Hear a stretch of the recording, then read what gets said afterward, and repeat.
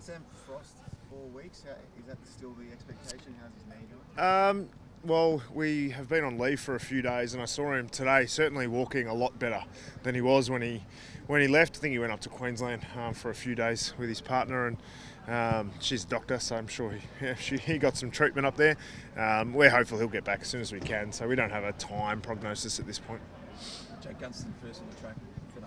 Will you see him this weekend? I said to him this morning, "Are you right this week?" He goes, "Oh, I should be. I just need to get out there and have a run around and see how it feels." So more likely than unlikely. Mitch Lewis is the other one who missed that trip in WA. What's the situation?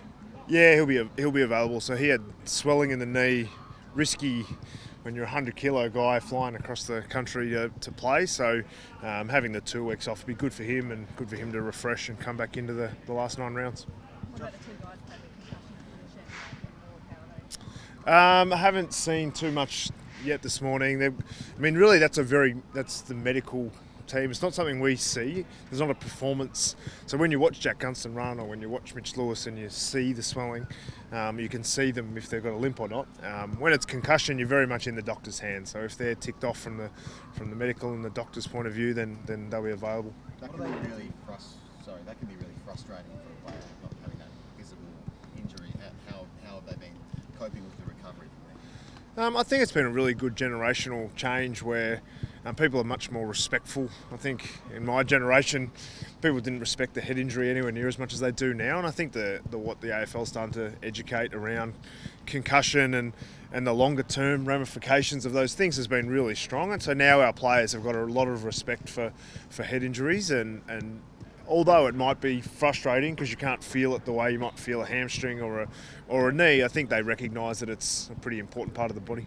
Just on Josh Ward, as you know, he's highly intelligent from a very switched on family. Is there any concern? He's had concussion issues before he was 18. He's only 18 at the moment. His last 5 games. He's had one concussion before, so this is his second one, and it's very conservative. We've taken it pretty easy with him. We haven't pushed him through anything. I think very much in the hands of the medical team, and he's had some recurrent symptoms which we would hope would subside, but he'll be fine to play footy again. So we're looking forward to getting back, and he's certainly looking forward to getting back and play again. How's McAvoy tracking at this rest? I believe he's got a meeting today with the surgeon with an update and a couple more scans, so he's feeling better. It's been an amazing story. I'm not sure how much you'll see today, but he's jumping on the ground and doing agility all while wearing this horrible neck brace. So his commitment to get back is unbelievable and sets a great example for the rest of our players. Certainly it's looking more positive by the week as he gets through more training, and certainly the surgeon will have the final say and look at the risks associated, but he's progressing well. The Bulldogs-Giants game was quite a high-scoring affair. Are you preparing for a bit of a shootout when you play them, or how are you? Yeah, well, they scored pretty well, didn't they? It's not too often you see both sides scoring over 100 points, but it was good to watch for the fans, and hopefully, we can continue to be free-flowing and score highly. But obviously, we'd love to keep them to as low a score as possible, which is every coach's dilemma. So we haven't been afraid to open games up and let them be a bit more high scoring, and we'll continue to have a look at their game. We've been off for a few days, so we've just started looking at the Bulldogs this morning. They're a team you always watch because they've had so much success the last few years, and they play quite a unique brand and got a great strength to their midfield and some key position players that are vital to them. So we'll have a look at how we think we can best set that game up that will suit our game style and give us the best chance to win. Obviously Norton 5, Waitman 5. If he gets up, I think those players to watch. Yeah, Norton is he's a phenomenal athlete at his age, and sometimes you think of him as as such an experienced player, but he's so young and so dominant in the air, and he's going to be certainly difficult to stop. And Waitman, he's really come of age, and he's quite a difficult matchup because he's a marking small forward. So if you play someone small on him, really struggle in the air. But if you play a tall on him, he's so agile and he's such a clever player. So hopefully his elbow's a bit sore. Just with Sam Frost coming out, is there a chance we have a debutant on Friday night, Bob Still player? Blanky, we haven't got into selection yet. Certainly Blanky's played some really good footy at Box Hill across the course of the year. Played every game or thereabouts. We took him away to Perth with us just to get around the boys and be part of the group again. And he's fitting in really well and has been great. So we haven't got to selection yet, but it's not out of the question, I wouldn't say. What are your aims heading into sort of the last half of the season? I mean, we want to make progress with the way we play.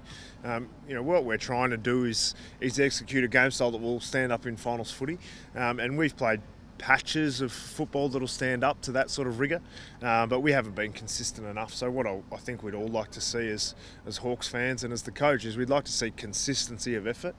We've probably had 3 really disappointing games so far, and we've had patches of some other games that have been disappointing as well. So that's 3 games out of 12 or 13 that we've played so far is too many. You can't afford to give up big scores in that many games. So we'd like to sharpen up some defence, get a little bit stronger around the ball and score a heap more. So every aspect of the game, which is, that's what happens when you're 14th on the ladder and 4-9. We've got work to do on every aspect of our game, and my job and our job as coaches and staff is to get that to happen as quickly as possible. James Walker had 26 and 2 goals, I think, in Jack Box Hill's win. What are you looking for out of his game to get him a lift into the team? Yeah, I think the thing with Warps is his confidence. He is a more than capable AFL player. He's not just an AFL standard player, he's just a really good AFL standard player. And so we haven't seen as much of that as we would have liked across the start of the year. But he's gone back to Box Hill, he's played 3 games there and performed really well in those games. So he'll certainly be a talking point in match committee later on today. Mitch Lewis obviously shapes as a key figure in the club. How pleased have you been with his progress this year prior to his injuries, obviously? Are you confident that you guys can get it done?